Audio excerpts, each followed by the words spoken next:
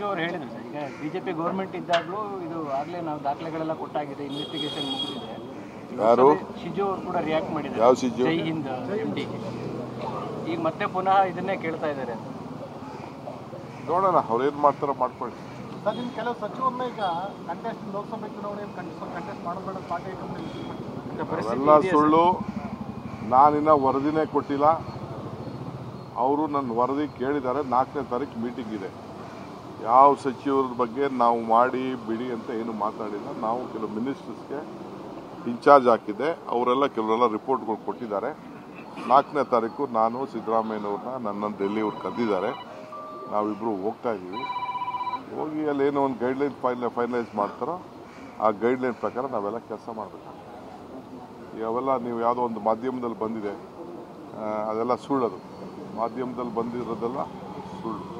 ನಾವು ಯಾವ ಸಚಿವರ ಬಗ್ಗೆನೂ ಮಾತಾಡಿದ್ರೆ ಪಾರ್ಟಿ ಅಲ್ಟಿಮೇಟ್ಲಿ ಪಾರ್ಟಿ ಏನು ಹೇಳ್ತಾರೆ ಎಲ್ಲರೂ ಕೇಳ್ತಾರೆ. ಈಗ ಯಾವುದೂ ಆ ಪ್ರಪೋಸಲ್ ಏನಿದೆ ಅದನ್ನು ನಾನು ಅವರು ಗೌಪ್ಯವಾದಂಥ ಕೆಲವು ಲೆಟರ್ಸು ಕೊಟ್ಟಿದ್ದಾರೆ, ನನಗೆ ಇನ್ಫಾರ್ಮೇಷನ್ ಕೊಟ್ಟಿದ್ದಾರೆ. 10ನೇ ತಾರೀಕು ನಾನು ಮೀಟಿಂಗ್ ಕರೆದಿದ್ದೀನಿ.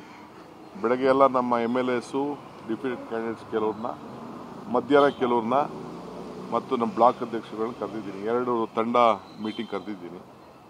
ಆ ಮೀಟಿಂಗಲ್ಲಿ ಚೀಫ್ ಮಿನಿಸ್ಟ್ರು ಪಾರ್ಟಿಸಿಪೇಟ್ ಮಾಡ್ತಾರೆ ಮತ್ತು ನಮ್ಮ ಡೈಲಿ ಲೀಡರ್ಸು ಪಾರ್ಟಿಸಿಪೇಟ್ ಮಾಡ್ತಾರೆ. ಸೊ ಆಗ ಏನು ಮಾಡಬೇಕು, ಸ್ಟ್ರಾಟಜಿ ಏನು ಹೇಳಬೇಕು ಅಂತ ನಾವೆಲ್ಲ ಹೇಳಿ. ಸಚಿವರುಗಳು ಕೂಡ ಕಾರ್ಯಕರ್ತರೇ ಅಲ್ವಾ ಸರ್? ಪಕ್ಷಕ್ಕೆ ಅನಿವಾರ್ಯ ಆದರೆ, ಪಕ್ಷದ ಗೆಲುವಿಗೆ ಅನಿವಾರ್ಯ ಆದರೆ ಪಾರ್ಟಿ ಅವ್ರೇನು ನಮ್ಮ ಮಿನಿಸ್ಟರ್ಸ್ಗೆ ನಾವು ಈ ಜವಾಬ್ದಾರಿ ವಹಿಸಿದ್ವಿ. ಅವ್ರು ರಿಪೋರ್ಟ್ ಕೊಡ್ತಾರೆ. ಕೆಲವು ಸಂದರ್ಭದಲ್ಲಿ ಪಾಲಿಟಿಕ್ಸಲ್ಲಿ ಏನು ಬೇಕಾದ್ರೂ ಸಾಧ್ಯ ಅಲ್ಲ. ಯಾರು ಬೇಕಾದ್ರೂ ಕೆಲವು ನಿಲ್ಲಬೇಕಾದಂಥ ಪರಿಸ್ಥಿತಿ ಬರಬಹುದು, ಬರದೇ ಇರಬಹುದು. ನೋಡೋಣ, ಪಾರ್ಟಿ ಅಂತ ತೀರ್ಮಾನ. ಕ್ಯಾಂಡಿಡೇಟ್ಗಳ ಕೊರತೆ ಇದೆ ಕಾಂಗ್ರೆಸ್ಗೆ. ಅವೆಲ್ಲ ಸುಳ್ಳು. ಕ್ಯಾಂಡಿಡೇಟ್ಗಳಿಗೆ ಕೊರತೆ ಏನೂ ಇಲ್ಲ. ಕ್ಯಾಂಡಿಡೇಟ್ಗಳು ಬೇಕಾದಷ್ಟು ಜನ ಇದ್ದಾರೆ, ಎಕ್ಸಸ್ಸೇ ಇದ್ದಾರೆ. ಒಂದೊಂದು ಕಡೆ 8, 10, 5, 3, 4 ಎಲ್ಲ ಕೇಳ್ತಾ ಇದ್ದಾರೆ. ಅವ್ರು ಕೇಳೋದು ಮುಖ್ಯ ಅಲ್ಲ ನಮಗೆ. ನಾವು ಪಾರ್ಟಿಯಿಂದ ಯಾರು ಫೀಲ್ಡ್ ಮಾಡ್ತೀವಿ ಅನ್ನೋದು ಮುಖ್ಯ.